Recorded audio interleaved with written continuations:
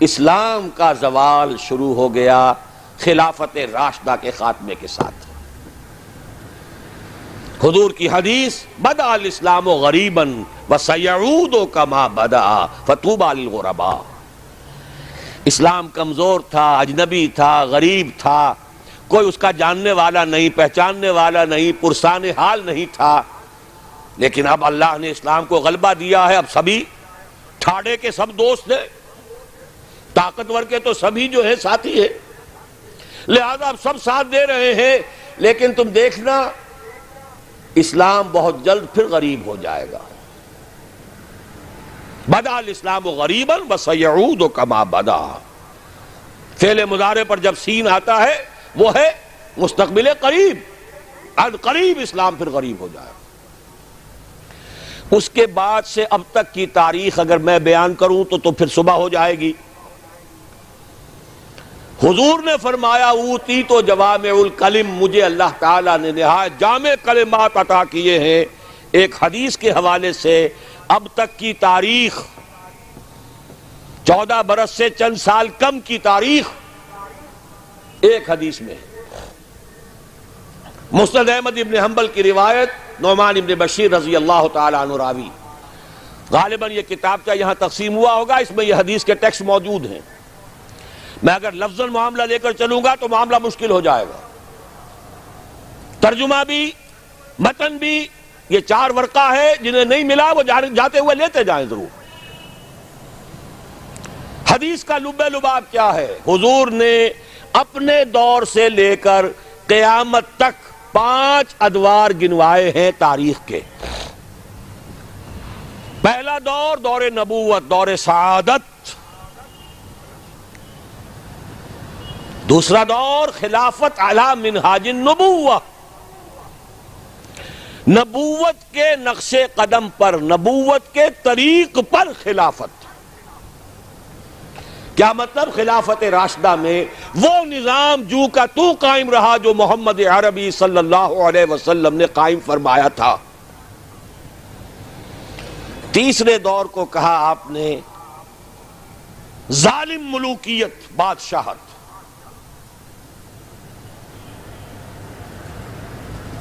بادشاہت کا ایک اعتبار سے تو آغاز حضرت معاویہ سے بھی ہو گیا رضی اللہ تعالی عنہ۔ کسری العرب کہا گیا انہیں، عرب کے کسریٰ۔ لیکن معاذ اللہ یہ ظالم کے لفظ کا اطلاق ان پر نہیں ہوگا۔ ان کے 20 سالہ دور خلافت میں نہ کوئی خانہ جنگی، نہ کسی کو قتل کیا گیا، نہ کسی کے پر زیادتی کی گئی، پرامن تھا۔ اگرچہ خلافت راشدہ میں اہل سنت بھی اسے شمار نہیں کرتے، اپنی ذات میں تو راشد تھے کہ نہیں، خلیفہ تھے کہ اپنے وہ صحابی تھے کہ نہیں، اور صحابہ اولئک ہم الراشدون۔ لیکن خلافت راشدہ، خیر اہل تشیع کی جو رائے ہے وہ تو خیر علیحدہ ہے، اہل سنت جو ہے وہ بھی خلافت راشدہ میں شمار نہیں کرتے۔ ابو بکر، عمر، عثمان، علی اور آگے 6 مہینے حضرت حسن کے بھی بعض حضرات شامل کرتے ہیں، تو ایک حدیث کے مطابق 30 سال کی مدت مکمل ہو جاتی ہے۔ ملوکیت اصولی اعتبار سے حضرت معاویہ کے دور میں شروع ہوئی، لیکن ظالم ملوکیت یزید کے دور سے شروع ہوئی۔ اب جو دور شروع ہوا اس میں کربلا بھی ہے۔ حضرت حسین ابن علی رضی اللہ تعالی عنہما، ان کے ساتھی، ان کے خاندان والے کس طرح شہید کیے گئے۔ اور صرف وہی نہیں ہوئے، عبداللہ ابن زبیر رضی اللہ تعالی عنہما وہ بھی شہید کیے گئے۔ حرم مکہ رنگین ہوا خون سے، ان کی لاش ٹنگی رہی بہت دنوں تک۔ مدینہ بھی نہیں بچا، واقع حرہ میں مدینہ کی حرمت جو ہے اس کو بٹا لگایا گیا۔ یہ دور ملوکیت کے سیاہ کارنامے، حجاج کے ہاتھوں سینکڑوں تابعی شہید ہوئے۔ مسلمانوں کا دور تو ابھی عروج کی طرف جا رہا ہے، اسلام کا دور غربت شروع ہو چکا ہے۔ اسلام اور مسلمانوں کو علیحدہ علیحدہ شے سمجھیے، ساتھ نہیں۔ پہلے 30 برس بھی ساتھ تھے، بلکہ حضور کے 23 برس بھی شامل کر لیجئے، پہلی نصف صدی جو ہے وہ ساتھ ساتھ ہے، دین کا بھی عروج ہو رہا ہے، ساتھ ہی امت مسلمہ کا عروج بھی ہے۔ اس کے بعد امت مسلمہ تو چڑھتی جا رہی ہے اور دین گرنا شروع ہو گیا۔ ویسے یہ بات ذہن میں رکھیے کہ وہ کوئی 2-4 دنوں میں نہیں گرا۔ کھنڈر بتا رہے ہیں عمارت عظیم تھی، یہ 6 منزلہ عمارت، شاہ اسماعیل شہید نے اس اصطلاح کو استعمال کیا ہے۔ یہ 6 منزلہ عمارت کوئی 1000 بلکہ 1200 برس میں جا کر زمین بوس ہوئی ہے، لیکن ہے پھر وہ گریجول ڈکلائن۔ تو تیسرا دور حضور نے فرمایا ظالم ملوکیت، چوتھا دور فرمایا غلامی والی ملوکیت، ملکن جبرین۔ پہلے تو 1000 برس تک بادشاہ مسلمان تو تھے، چاہے ان میں بدماش بھی تھے، عیاش بھی تھے، ظالم بھی تھے، اچھے بھی تھے، نیک بھی تھے، آخر انہیں میں صلاح الدین ایوبی بھی تھے، انہیں میں نور الدین زنگی بھی تھے، انہیں میں اورنگزیب بھی تھے، انہیں میں التتمش بھی تھے، اچھے بھی تھے، اس میں کوئی شک نہیں، لیکن تھے بادشاہ، خلیفہ تو نہیں تھے۔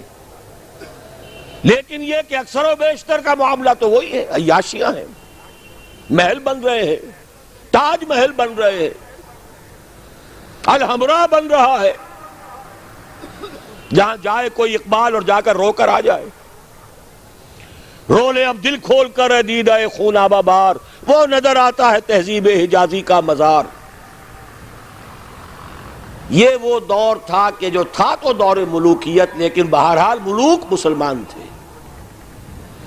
چوتھا دور آیا جبکہ غلامی کے ساتھ ملوکیت۔ کیا مطلب؟ ملکہ برطانیہ کی رعایا بن گئے تھے کہ نہیں ہم؟ ملکہ معظمہ وکٹوریا، غلام احمد قادیانی نے جو ان کی مدح لکھی ہے، جو خطابات دیے ہیں، ان کی جو اس زمانے کی تصانیف ہے انہیں پڑھیے تو صحیح۔ کہیں ہم برطانیہ کے غلام، کہیں ہم فرانسیسیوں کے غلام، کہیں ہم ولندیزیوں کے غلام، کہیں ہم اطالویوں کے غلام۔ اس صدی کے آخر میں وہ نقشہ آ گیا، شروع میں 20ویں صدی کے شروع میں، جس کا نقشہ حضور نے ایک حدیث میں کھینچا تھا۔ صحابہ سے آپ نے فرمایا ایک وقت آئے گا یوشک ان تداعی علیکم الامم، کہ دنیا کی قومیں تم پر ایک دوسرے کو دعوت دیں گی کہ یہ تر نوالا موجود ہے، آؤ اور نوچ کو چھوڑ کر کھاؤ، ادھر سے ہم کھائیں گے، ادھر سے تم کھاؤ، یہ تم لے جاؤ، یہ ہمارے پاس رہے گا۔ مصر انگریزوں کے پاس رہے گا، عراق انگریزوں کے پاس رہے گا، شام فرانسیسی لے جائیں، اور لیبیا اطالوی لے جائیں، اور موراکو اور تونس یہ سب جو ہیں یہ فرانسیسی لے جائیں، ہسپانیہ سہارا لے جائے، یہ سب لے جاؤ، آؤ تکہ بوٹی کر کے کھا جاؤ۔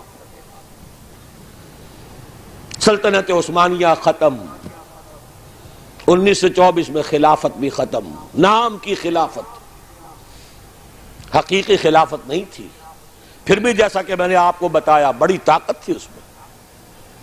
خلیفہ اگر جہاد کا اعلان کر دیتا اس گئے گزرے دور میں بھی، تو جیسے کہ اس انگریز کمانڈنٹ نے کہا تھا کہ لاکھوں مسلمان نکل آئیں گے سروں سے کفن باندھ کر، اس میں کوئی شک نہیں۔ یہ تھا چوتھا دور، اور تھا نہیں ابھی ہے۔ یہاں سے اب ذرا بات شروع ہو رہی ہے، اچھی طرح سمجھ لیجئے۔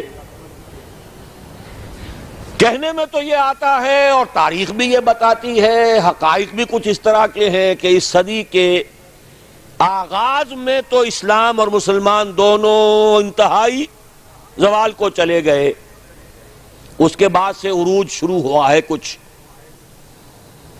تقریباً 25 برس میں تمام عالم اسلام آزاد ہو گیا۔ سن 47 میں پاکستان بن گیا، مشرقی اور مغربی پاکستان 2 خطوں پر مشتمل۔ انڈونیشیا آزاد ہو رہا ہے، ملیشیا بن گیا ہے، ایک ایک کر کے عرب ممالک آزاد ہو رہے ہیں۔ تمام مسلمان ممالک تقریباً اکثریت والے آزاد ہو گئے۔ لیکن یہاں سے نوٹ کیجئے، دم لیا تھا نہ قیامت نے ہنوز، پھر تیرا وقت سفر یاد آیا۔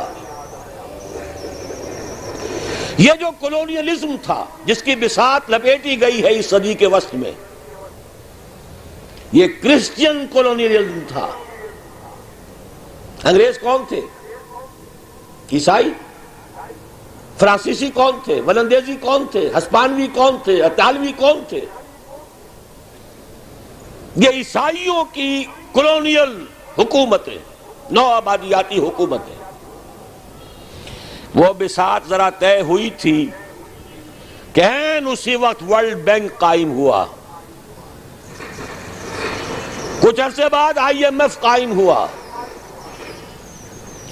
اور اس سازش کا سارا سلسلہ شروع ہو گیا جو خلیج کی جنگ کے بعد عوام کے سامنے بھی علم نشرہ کر دی گئی۔ وہ سازش کیا ہے اسے سمجھ لیجئے۔ چوتھا دور ابھی جاری ہے، اس کو مختصر طور پر تو یوں کہوں گا کہ ایک سیلاب آ رہا ہے نیو ورلڈ آرڈر کے نام سے۔ نیو ورلڈ آرڈر، اور نیو ورلڈ آرڈر اصل میں کیا ہے؟ براہ راست حکومتیں نہیں ہوں گی دوسروں کی، انہی میں سے لوگوں کو بٹھاؤ، لیکن مالیاتی شکنجے میں جکڑ لو، کام یہ کریں، محنت یہ کریں، صبح سے شام تک مشقت یہ کریں، اپنے سودی نظام سے، اپنے ورلڈ بینک سے، اپنے IMF سے ان کی محنت اور ان کی کمائی کی ملائی کھینچتے چلے جاؤ، چھاچ ان کو بھی دیتے رہو۔ یہ پورا فلسفہ یہود کا ہے، زائنزم کے نام سے جو دنیا میں چل رہا ہے۔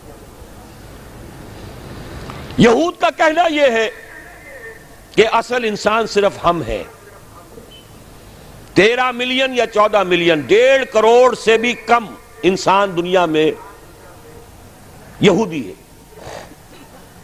وہ کہتے ہیں اصل انسان ہم ہیں، باقی یہ 6 ارب جو بھیڑ نظر آتی ہے دنیا میں، یہ اصل میں حیوان ہے، شکلیں انسانوں کی سی ہیں، یہ گوئمز ہیں، یہ جنٹائلز ہیں۔ ان گوئمز اور جنٹائلز کا خون چوسنا ہمارا حق ہے، جیسے گائے کا دودھ پینا ہمارا حق ہے، بیل کو ہل میں جوتنا ہمارا حق ہے، گھوڑے کو ٹانگے میں جوڑنا ہمارا حق ہے۔ البتہ گائے کو بھی کچھ چارہ تو ڈالنا پڑے گا نا، بھوکی مرے گی تو دودھ کہاں سے لوگے؟ گھوڑے کو بھی شام کو کچھ دانہ ڈالو گے تو اگلے روز اسے ٹانگے میں جوت سکو گے۔ اس درجے میں اس بقیہ نوع انسانی کو سبسسٹنس لیول کے اوپر تو باقی رکھو،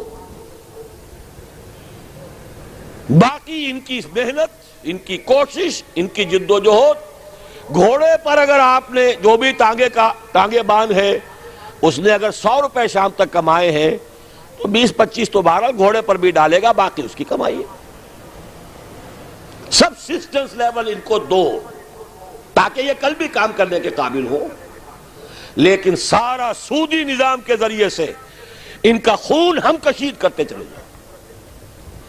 یہ نیا مالیاتی عالمی استعمار ہے۔ وہ استعمار اور تھا، وہ کولونیل رول۔ انگریز آ گیا، اب انگریز جب ہندوستانیوں کو نظر آتے تھے تو ہندوستانیوں کا خون جوش میں آتا تھا کہ نہیں؟ بغاوت کرتے تھے، مارتے تھے، پھر وہ ہندوستانیوں کو مارتے تھے۔ تو مار رہے ہیں اور مر رہے ہیں، یقتلون و یقتلون۔ حاصل کیا ہے؟ ہمیں آم کھانے سے غرض ہے، پیڑ گننے سے کیا فائدہ؟ اگر ہم ان کی کمائی، ان کی محنت اسے کشید کرتے چلے جائیں، اس کو کھینچ کر لے جائیں، تو خام خواہ ان کے اوپر براہ راست حکومت کرنے سے حاصل کیا ہے؟ یہ ہے چوتھا دور جس کی نئی شکل صرف بدل گئی ہے۔ پورے عالم اسلام میں حکومت میں وہی لوگ بیٹھے ہیں، عدل بدل وہ کرواتے رہتے ہیں۔ ایک زیادہ بدنام ہو گیا یا ہو گئی، چلو اس کو ہٹاؤ، دوسرا لے آؤ۔ کچھ دنوں کے بعد اسے زیادہ بدنام ہو جائے گی یا ہو جائے گا، تیسرے کو لے آئیں گے۔ الیکشن کراتے رہو، یہ اسی میں مگن رہے۔ الیکشن، ممبری، کرسی، صدارت بنائے، خوب آزادی نے پھندے۔ اٹھا کر پھینک دو باہر گلی میں، نئی تہذیب کے انڈے ہیں گندے، یہ اقبال کہہ کے گیا ہے۔ لیکن لگائے رکھو، انہیں کرکٹ کے میچ میں الجھائے رکھو، دیکھتے رہے صبح سے شام تک بیٹھے ہوئے، انہیں پتہ ہی نہ چلے کون ہمارا خون چوس رہا ہے، کتنی جوکیں لگی ہوئی ہیں میرے جسم کے ساتھ اور وہ میرے خون کو چوس رہی ہیں، انہیں پتہ ہی نہ ہو۔ مست رکھو، اقبال نے تو کہا تھا نا، مست رکھو ذکر و فکر صبح گائی میں اسے، اس سے کہیں زیادہ لذت جو ہے اب وہ میچ دیکھنے میں آ رہی ہے۔ لگاؤ ان کو، طرح طرح کے نام سے جو ہے جوئے کے اندر لگاؤ۔ یہ تمام دھندے اس لیے ہیں، یہ اس میں مگن رہے حیوانوں کی طرح۔ اور یہ بھی نوٹ کر لیجئے، یہ بھی ان کے پروٹوکولز میں ہے، اخلاقی اعتبار سے انہیں کرپٹ کر دو، انہیں تمیز ہی نہ رہے بیٹی میں اور بیوی میں، انہیں تمیز نہ رہے مرد اور عورت میں، حیوان، بالکل حیوان بنا دو۔ انسانیت کہیں رہ گئی تو کسی وقت بغاوت کا اندیشہ ہے۔ عورت کو باہر نکالو گھر سے، اسے شمع محفل بناؤ، اسے اسے اشتہاروں کا موضوع بناؤ۔ موٹر سائیکل کا اشتہار ہے تو عورت، چائے کا اشتہار ہے تو عورت۔ یہ سارے کھیل یوں ہی نہیں ہو رہے، protocols of the elders of the Zion 1897 کے ان کا ذرا مشاہدہ کیجئے تو معلوم ہو جائے گا جو کچھ ہو رہا ہے وہ یہود کی وہ سازش۔ حضور صلی اللہ علیہ وسلم کی اس مقصد بعثت کی تکمیل کا سیلاب جب چلا تھا، تھمتا نہ تھا کسی سے سیل رواں ہمارا، کس نے روکا؟ نہ ایرانیوں کی تلواریں روک سکیں، نہ رومی لیجنز، رومی فوجی دنیا جو ہے تھراتی تھی ان کے نام سے، نہیں روک سکے اس سیلاب کو۔ حضرت خالد نے کہا تھا رومیوں سے، تم اپنی تعداد پر نہ جانا، اپنے اسلحہ پر نہ جانا، جان لو تمہارا مقابلہ آج اس قوم سے ہے جسے موت اتنی ہی عزیز ہے جتنی تمہیں زندگی عزیز ہے، منحصر مرنے پہ ہو جس کی امید، نا امیدی اس کی دیکھا چاہیے، جو موت کا خواہش مند ہے۔ شہادت ہے مطلوب و مقصود مومن، نہ مال غنیمت نہ کشور کشائی، اسے کون شکست دے گا؟ تو اچھی طرح سمجھ لیجئے یہ سارا پیکج ہے۔ یہ پیکج کا لفظ آج کل بہت استعمال ہو رہا ہے، پیکج، یہ پورا پیکج ہے۔ انسان کو حیوان بناؤ، جنسی اعتبار سے حیوان، اور اس کو حیوان کی سطح پر لا کر کام کرو، صرف روزی کھاؤ جو تمہارے لیے ضروری ہے، باقی تمہاری محنت کا سب حاصل ملائی اوپر کی ہم لے جائیں گے۔ یہ ہے اس وقت اس چوتھے دور کا نصف ثانی۔ شکل بدل گئی ہے، صورت تبدیل ہو گئی ہے، ابھی ہم غلام ہیں۔ فرق صرف یہ ہے کہ پہلے انگریز فوجی بھی نظر آتے تھے، اب نظر نہیں آتے۔ اب ہمارا ہی قوم کا کوئی فرد ان کا کارندہ بن کر، قرقمین بن کر بیٹھا ہے آ کر۔ معین صاحب کیا کرنے آئے تھے؟ قرقی کرنے آئے تھے۔ اب شاہد برکی صاحب کیا کرنے آئے؟ قرقی کرنے آئے ہیں۔ بے نظیر تو اس لیے بدنام ہو گئی، فلاں شے مہنگی، فلاں شے مہنگی، فلاں شے مہنگی، وہ گئی تو اس کے بعد جو مہنگائی کا طوفان آ رہا ہے وہ کون لا رہا ہے؟ اور ابھی نہ معلوم کتنی حکومتوں کے جھٹکے ہوں گے، کتنی حکومتیں قربان ہوگی۔ یہ دور ہے چوتھا دور، حالات دن بدن اور خراب ہو رہے ہیں، اس کو نوٹ کر لیجئے۔ اس وقت جو اب استعمار آ رہا ہے وہ یہودی استعمار ہے، خود عیسائی ان کے اعلی کار ہیں۔ پوری دنیا میں ایک سول سپریم پاور امریکہ، اور امریکہ کی جان حقیقت میں یہودیوں کے ہاتھ میں، فرنگ کی رگے جہاں پنجہ یہود میں ہے۔ بظاہر آپ یہ کہہ سکتے ہیں U N O, new world order کی امین کسٹوڈین کون؟ U N O. U N O کون؟ امریکہ کی لونڈی۔ اور امریکہ کی جان کس کے ہاتھ میں؟ یہودیوں کے ہاتھ میں۔ یہ عالمی استعمار، اس کا طوفان چلا رہا ہے.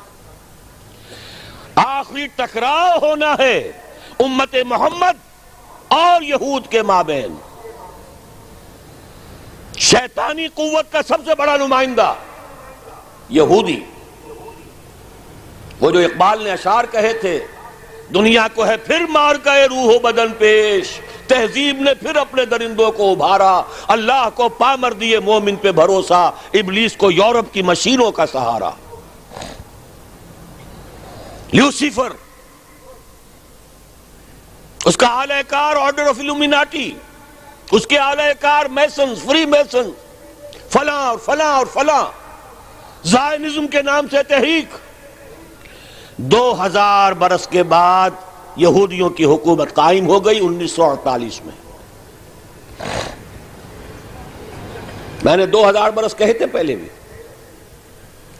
سن 70 عیسوی میں یہ بے دخل کیے گئے تھے فلسطین سے اور یروشلم سے. ان کا ہیکل سلیمانی، اور وہ بھی نمبر 2 تھا، سیکنڈ ٹیمپل. پہلا ٹیمپل پہلے نبوکدنضر کے ہاتھوں یا بخت نصر کے ہاتھوں برباد ہوا تھا، وہ تو حضرت مسیح سے بھی 600 برس قبل. پھر انہوں نے بعد میں بنایا اپنا ٹیمپل، سیکنڈ ٹیمپل کہلاتا ہے. سن 70 عیسوی میں رومنز نے اسے بھی گرا دیا. وہ آج تک گرا پڑا ہے، اس کی صرف ایک دیوار سلامت ہے، کوئی چھوٹی سی کہیں، جس کو ویلنگ وال کہتے ہیں. وہاں جاتے ہیں، زیارت کرتے ہیں اور سر پھوڑتے ہیں اپنا اور ماتم کرتے ہیں، روتے ہیں.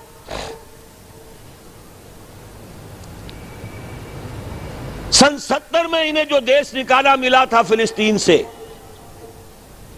تو یوں سمجھیے کہ تقریباً 550 برس کے بعد حضرت عمر رضی اللہ تعالیٰ عنہ کے ہاتھوں جب یروشلم فتح ہوا ہے، اس کے بعد سے انہیں یروشلم میں داخلے کی اجازت ملی. حضرت عمر نے رحم فرمایا کہ تم بھی آ سکتے ہو یہاں، لیکن جو کرسچنز نے، عیسائیوں نے جب قبضہ دیا تھا، چونکہ فتح نہیں کیا تھا مسلمانوں نے یروشلم کو، فتح نہیں ہو سکا تھا، وہ تو انہوں نے ایک معاہدے کے تحت ہینڈ اوور کیا ہے، سرنڈر کیا ہے. اور اس معاہدے میں عیسائیوں نے یہ بات طے کرا دی تھی کہ یہاں یہودیوں کو آباد ہونے کی اجازت نہیں دی جائے گی. آئیں، زیارت کریں، چلے جائیں. مکان نہیں خرید سکتے، زمین نہیں خرید سکتے، سیٹل نہیں ہو سکتے. لیکن 1900، بلکہ نوٹ کر لیجئے 1897 میں، اب یہ 1997 آ رہا ہے اگلے سال کیا، اب تو بہت قریب آ گیا، سال تو بہت بڑی بات ہوتی ہے. 1 مہینے بعد، 1.25 مہینے بعد شروع ہو رہا ہے. پورے 100 برس قبل یہودی بینکرز تھے، کچھ بڑے بڑے بینکرز، سوئٹزرلینڈ میں جمع ہوئے، نقشہ بنایا، اسکیم بنائی.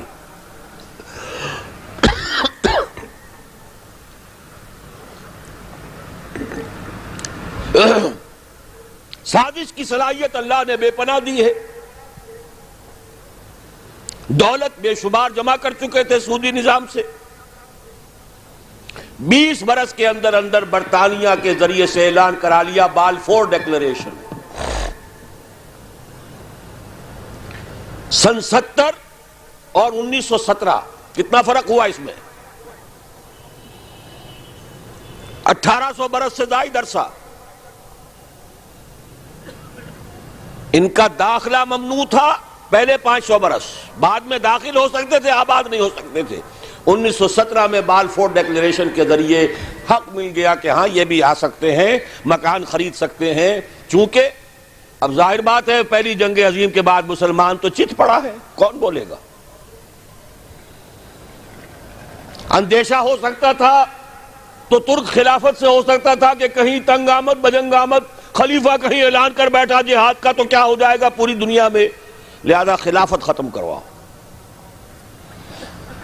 چاک کر دی ترک ناداں نے خلافت کی قبا، سادگی اپنوں کی دیکھ، اوروں کی عیاری بھی دیکھ. میں صبح بتا چکا ہوں آپ کو، فری میسن تھا مصطفیٰ کمال پاشا. بہرحال 1917 کا بالفور ڈیکلریشن، اب آنے شروع ہوئے یہودی. یہودی آیا, کسی عرب سے پوچھا بھائی اس مکان کا کیا مانگتے ہو؟ یہ 2 لاکھ. لو بھائی 3 لاکھ لے لو, لیکن صبح ہی صبح نکل جاؤ. اس کھیت کے کتنے دام ہیں؟ جو دام بتایا اسے بڑھ کر کے, جلدی سے جاؤ. اس وقت انہوں نے ابتدا میں کوئی تشدد نہیں کیا, لیکن دولت, اس کی چمک, ہوتے ہوتے اتنے قدم جما لیے کہ پھر 1948 میں اسرائیل ایک ریاست کی حیثیت سے دنیا میں قائم ہے. اس کے ساتھ جوڑ ملا لیجئے 1947 میں پاکستان قائم ہوا تھا. یہ ہم عصر واقعات یوں ہی نہیں ہے کہ ایسے ہی آ کر جوڑ مل گئے ہیں. تاریخ کے کچھ واقعات ہماری نگاہوں کے سامنے ہوتے ہیں, کچھ پیچھے اللہ تعالیٰ کی مشیت, وہ جو پیچھے کار فرما ہوتی ہے وہ اپنی جگہ ہے. بہرحال 1948 میں قائم ہوا. 19 برس کے بعد 1967 میں جنگ, اور اس نے اپنے حدود بڑھا لیے, مشرق میں, مغرب میں, شمال میں. یروشلم پر بھی قبضہ ہو گیا. 1967 سے اب یروشلم ان کے قبضے میں ہے. 30 برس ہونے کو آئے ہیں, اور اب یوں سمجھیے کہ تلی ہوئی ہے اس وقت, تاریخ کی ترازو تنی ہوئی ہے. وہ لوگ تلے ہوئے ہیں مسجد اقصی کو شہید کر کے اپنا 3rd ٹیمپل بنانے کے لیے. سارا کام ہو چکا ہے, نقشے بن چکے ہیں. پچھلے دنوں مسجد اقصی کے ڈوم کے لیے شہنشاہ جو ہیں اردن کے, شاہ حسین, انہوں نے کتنے من سونا دیا تھا تاکہ اس کے اوپر پتلی چڑھا دی جائے. تو یہودیوں نے کہا تھا یہ سارا سونا ہمارے ہیکل کی تعمیر کے کام آئے گا. کھل کر کہا. اب یہ کہ مسجد اقصی کے ساتھ جانے والی ٹنل کھول دی گئی ہے. کوئی دن کی بات ہے کہ کوئی یہودی, کوئی جنونی جائے گا, وہاں پر جا کر ایکسپلوسیو رکھ آئے گا, اور اس ایکسپلوسیو کے نتیجے میں مسجد اقصی شہید ہو جائے گی. پھر کہیں گے بھائی ہمارا کوئی جنونی کر گیا, جب کر گیا تو چلو اب جو ہو گیا فیٹ اکمپلی ہے یہ, اب یہاں ہمارا ٹیمپل بننے دو. اور امت مسلمہ کی نبض وہ دیکھ چکے ہیں ایودھیا کی مسجد گرا کر. پوری دنیا میں کسی مسلمان کو محسوس ہی نہیں ہوا. ہندوستان کا مسلمان کھڑا ہوا احتجاج کے لیے, غیر منظم مشتعل ہو گیا, پولیس کے ہاتھوں 6000 آدمی مارا گیا. پاکستانی اٹھے, مندر گرا دیے, اور پھر وہ زکوٰۃ کے پیسوں سے بنا کر دیے. باقی پورے عالم عرب میں کسی کو محسوس بھی نہیں ہوا کہ کوئی واقعہ ہوا ہے. دیورس RSS کا جو گرو تھا, ابھی مرا نہیں ہے لیکن اپنی صحت کی خرابی کی وجہ سے اس نے ایک چوتھے گرو کو حوالے کر دیا ہے, RSS, راشٹریہ سیوک سنگھ. اس نے یہ سرکولر ایشو کر دیا تھا پورے ہندوستان کی ہندو جماعتوں, انجمنوں, سوسائٹیوں کو. اب ہمیں طے کر لینا چاہیے اور کھل کر کہنا چاہیے کہ ہندوستان کی سرزمین کو مسلمان کے وجود سے ہم پاک کریں گے. اور میں تمہیں پورا اطمینان دلاتا ہوں کہ کہیں کوئی ری ایکشن نہیں ہوگا. کوئی تھوڑا سا پاکستان میں, کوئی بنگلہ دیش میں, ان کی ہمیں پرواہ نہیں ہے. انہیں پورا یقین ہے عالم عرب اور بقیہ پورا عالم اسلام بولے گا نہیں. بہرحال یہ جو فضا تنی ہوئی ہے, اس کے حوالے سے اب میں صرف آخری بات آپ سے کروں گا. فضا بہت خراب, حالات بہت خراب, لیکن اس مایوسی کے اندھیارے میں خوشخبری ہے محمد الرسول اللہ صلی اللہ علیہ وسلم کی عطا کردہ کہ یہ چوتھا دور بھی بالآخر ختم ہوگا اور 5واں دور آئے گا. ثم تکون خلافتا علی منہاج النبوہ, پھر دور آئے گا خلافت علی منہاج النبوہ کا. پوری حدیث اس کتابچے میں ہے, دیکھ لیجئے گا. اور اب جب یہ خلافت آئے گی, 2 حدیثیں اور موجود ہیں جو میں نے شروع میں پڑھی بھی ہیں. ان کا حاصل یہ کہ اب گلوبل ہوگی, پوری دنیا میں ہوگی, کل کرۂ ارضی پر ہوگی, تمام عالم انسانیت پر ہوگی.